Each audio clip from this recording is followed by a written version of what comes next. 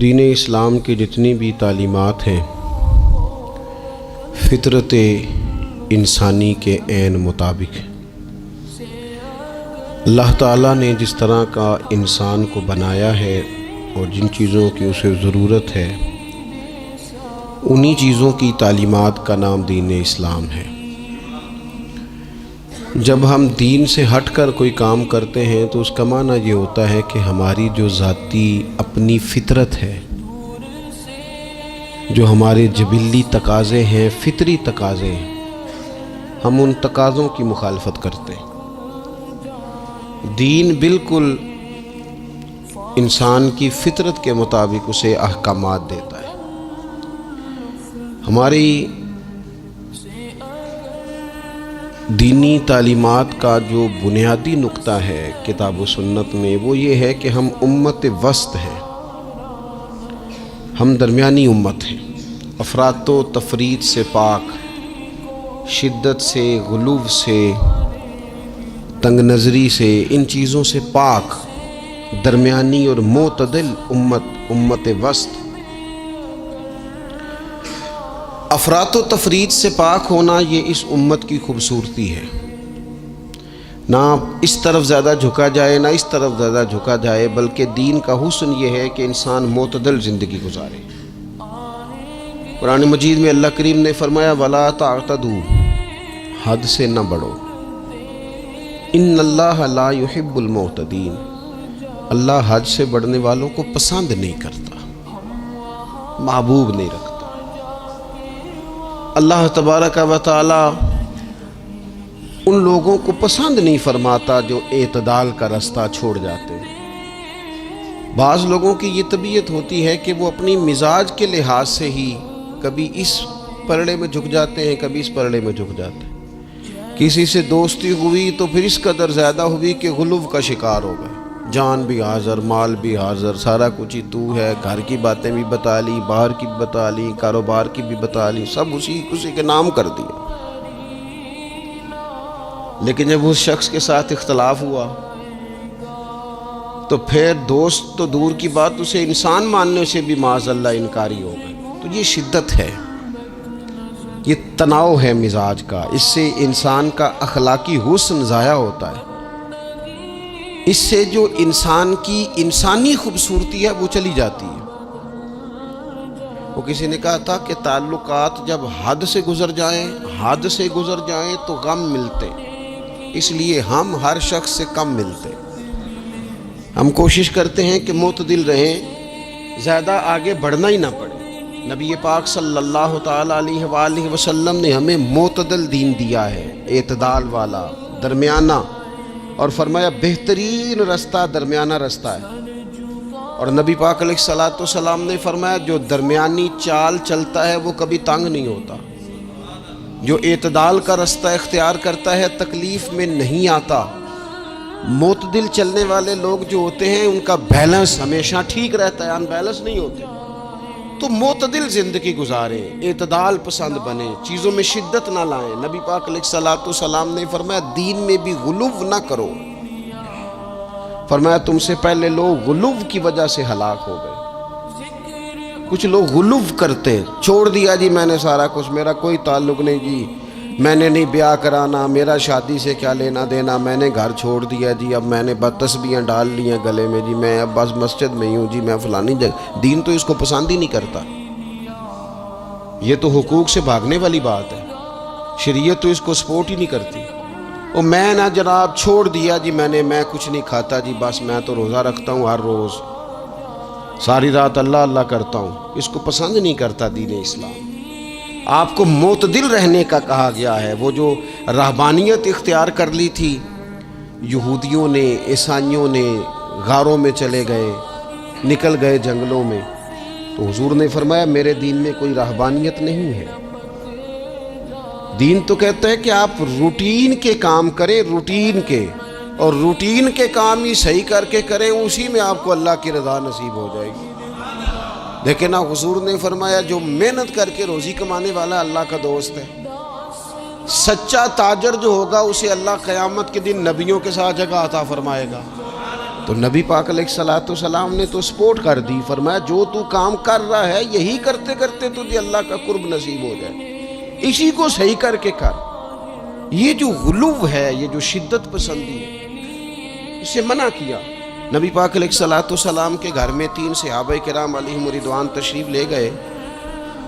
انہوں نے جا کے نبی پاک علیہ الصلوۃ والسلام کی عبادت کا حال پوچھا۔ چند صحابہ گئے تو ازواج مطہرات نے ارشاد فرمایا کہ محبوب گھر تشریف لاتے ہیں، کچھ وقت آرام کرتے ہیں، کچھ وقت ہمیں دیتے ہیں، کچھ وقت عبادت میں گزارتے ہیں۔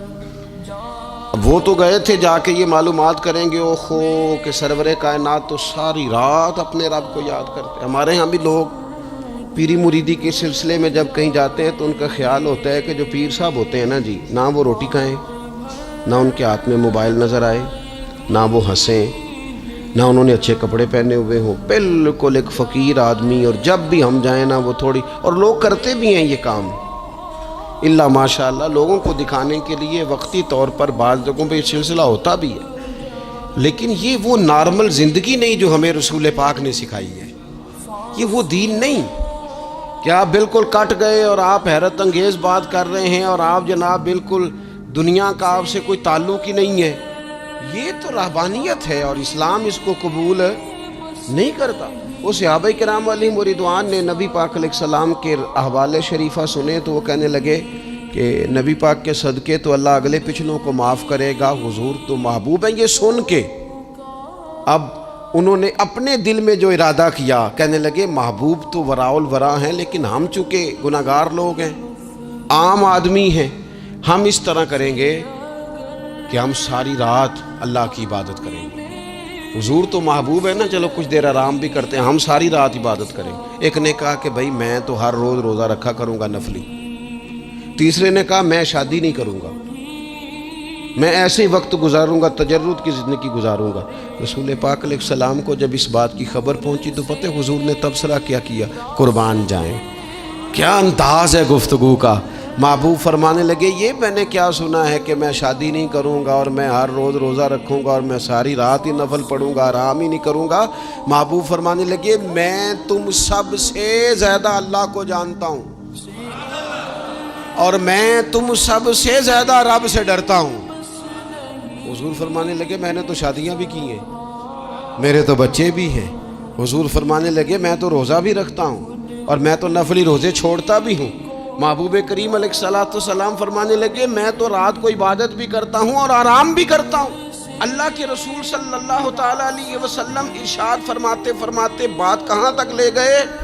حضور فرمانے لگے اپنے یہ سارے طریقے، اپنی یہ سنت حضور بیان کر کے کہنے لگے سن لو بھائی، جس نے میری سنت سے منہ موڑا اس کا مجھ سے تعلق ہی کوئی نہیں، میرے طریقے پہ چلو، جو میں تمہارے لیے اسوہ چھوڑ کے جا رہا ہوں اس اسوے کو اپناؤ، اس طریقہ مبارکہ پر عمل کرو، اعتدال نہ چھوڑے کبھی بھی۔ غیر معتدل ہو جاتے ہیں لوگ، میں نے دیکھا ہے کہ وہ نا جب بندہ غیر معتدل ہو جاتا ہے تو چیزوں کا حسن ختم ہوتا ہے، اس کا وقار اٹھ جاتا ہے، اس میں تازگی نہیں رہتی، اس کے اندر وہ کیفیت نہیں رہتی۔ یہ دین کی بات ہے نا، تبلیغ ہے، یہ بھی حد سے زیادہ نہیں کرنی چاہیے۔ حضرت عبداللہ ابن مسعود رضی اللہ تعالیٰ عنہ سے لوگوں نے کہا تھا ہمارا دل کرتا ہے اب روز واز کریں، روز تقریر کریں، ہم روز سنیں، تو آپ فرمانے لگے نہیں، ہفتے میں 3 دن بات کروں گا، اتنی بات کریں گے جو معتدل رہے، جو حد سے زیادہ نہ بڑھے۔ وہ ہمارے ہاں رواج ہے نا 2.5 گھنٹے کی تقریر کا، 3 گھنٹے کی تقریر کا، 4 گھنٹے کی تقریر کا۔ تو ہم سے لوگ کئی دفعہ کہتے ہیں اسی تے جے گل سمجھن لگے تو تسی ختم کر دیتی۔ تو میں نے کہا آپ شروع لیٹ ہوئے نا، ہم اللہ کے فضل سے پہلی بات سے شروع ہو گئے تھے، ہم نے وہ آدھا گھنٹہ تمہید پہ نہیں نہ لگایا۔ تجاوز نہ کریں چیزوں سے، اعتدال میں رہیں۔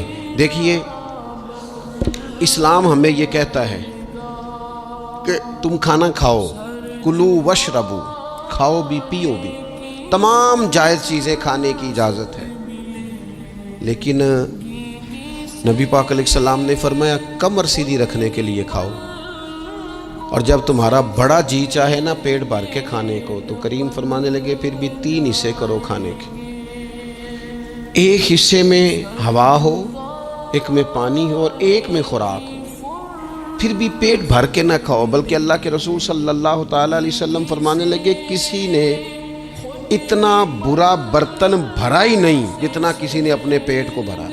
سب سے برا برتن تم نے بھرا۔ زیادہ کھائیں گے خواہشات زیادہ پیدا ہوں گی، زیادہ کھائیں گے نیند زیادہ آئے گی، زیادہ کھائیں گے غفلت زیادہ طاری ہوگی۔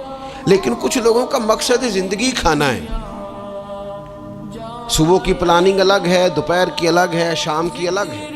آپ حیران رہیں گے کہ آپ اس ملک میں رہتے ہیں جس میں سب سے بہترین بزنس ہوٹل چلانے کا بزنس ہے، کھانے پینے کا کام کرو، یہ بھی بنا لو یہ بھی بنا لو، اچھا بھلا کھا پی کے اس کے بعد فاسٹ فوڈ کا آرڈر دے دیا جاتا ہے، اور کھانے کے بعد کتنی ساری چیزیں۔ اب تو یہ میں کچھ عرصے سے دیکھ رہا ہوں، اچھا بھلا کھانا کھاتے ہیں اس کے بعد چائے کے ساتھ بسکٹ آ جاتے ہیں۔ میرا ایک غریب گھر سے تعلق ہے، ہم تو اس وقت چائے کے ساتھ بسکٹ کھاتے تھے، رس کھاتے تھے جب روٹی کوئی نہیں ہوتی تھی، یا روٹی کھانے کا پروگرام نہیں ہوتا تھا، کوئی پرہیز چلتی تھی۔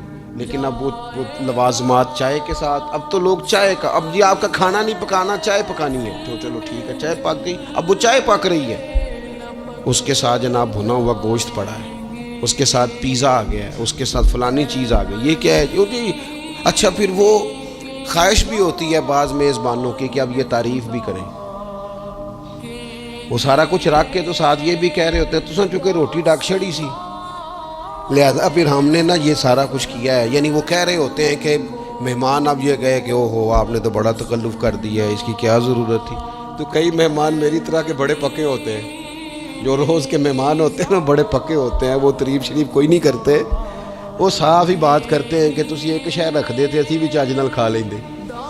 اب تو یہ چکھنے چکھانے کا ہی ماحول ہے، کوئی ایک رکھتے یا ہماری مرضی کی رکھتے یا پوچھ لیتے کہ اس ٹائم روٹی کھانی ہے تو چلو ہم کھاتے۔ یہ لوازمات ہیں، یہ تکلفات ہیں۔